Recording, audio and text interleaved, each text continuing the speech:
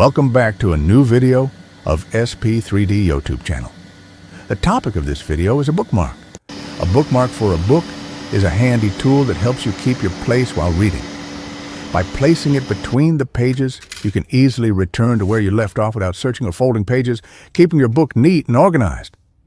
The bookmark is thin, with a thickness of 1 millimeter.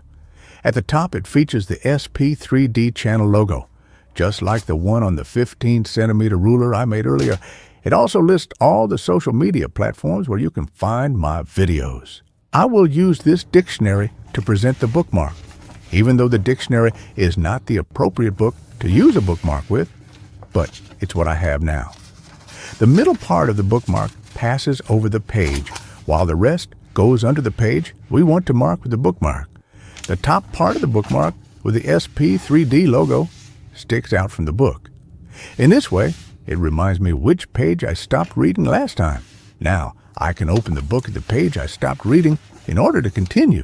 Here, I have all the bookmarks I have printed at my Bombalab X1 Carbon. I printed 4 of them, using different colors for variety. Each bookmark took about 3 hours and 30 minutes to be printed, and I used a 0.2 millimeter nozzle.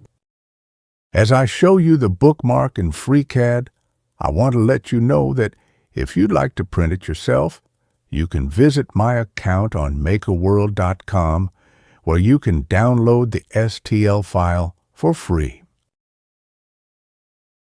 If you enjoyed this video, don't just sit there. Smash that subscribe button, hit like, and share it with your friends.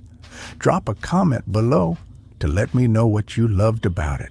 Your support fuels this channel, so let's make some noise and keep the passion alive. Thanks for watching, and stay tuned to this YouTube channel for more videos that are coming.